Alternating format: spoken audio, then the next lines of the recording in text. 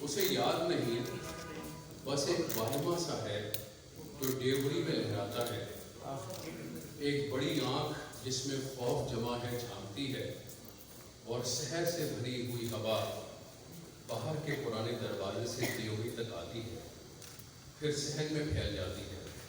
اسے بس اتنا یاد ہے، ساتھ والے مکان میں کوئی جھانکتا ہے، اس کی چھوٹی چھوٹی آنکھوں میں کسی یاد کی بے پناہ چاپ ہے، اور ہونٹوں کی کاشیں کتری پڑی، ذرا ذرا گیلے بال جو گردن اور شانوں کی ہڈیوں پر رینگتے ہیں۔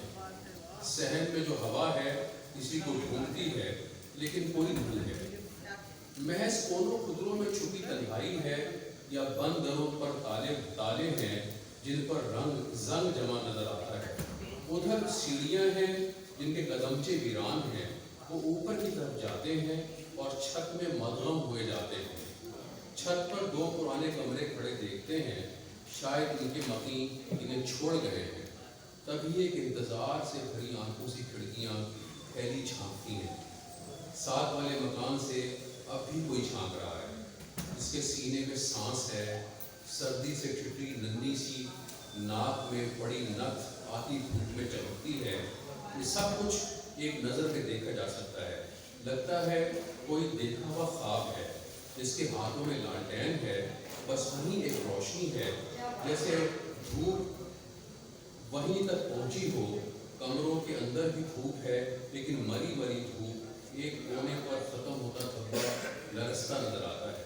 ادھر کی کھڑکی سے دیکھو تو ایک میدان ہے، اور تیز آواز کے ساتھ بولتا ہے، پھر ایک میلی نظر آتی جاندار دیوار، جس کے پیچھے ایک گلی ہے جو بل کھا کر دوسری طرف نکل گئی۔ اس نے کئی بار سوچا ہے کہ وہ بھی اس بل کھاتی گلی کی طرف نکلے، لیکن وہ ڈیوری سے باہر نہیں نکل پاتا۔ بہت دن ہوئے اس نے ایسا چاہا تھا، لیکن صحن نے اس کے قدم پکڑ لیے تھے، اور ساتھ والے مکان سے جھانکتی آنکھوں نے اسے روکا تھا۔ ویسے بھی بہت سی بھوری چونٹیاں ہیں جو دیواروں پر رینگتی رہتی ہیں، ان کے سوئی کے ناکے سے بھی کم گھر جھانکتے ہیں۔ اسے یاد نہیں، لیکن ایسا کسی نے کہا تھا، یہ چونٹیاں گھر کھا رہی ہیں۔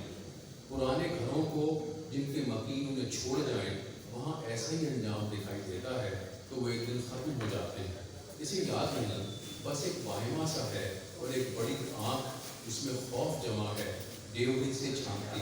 بہت شکریہ۔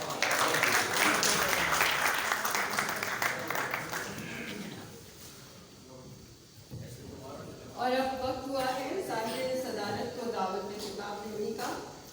انور سنگھ رائے صاحب سینئر صحافی ہیں، BBC سے وابستہ رہے، اخبار جہاں میں رہے، انہوں نے کئی اخبار نکالے، کئی نسلوں کو پروان چڑھایا،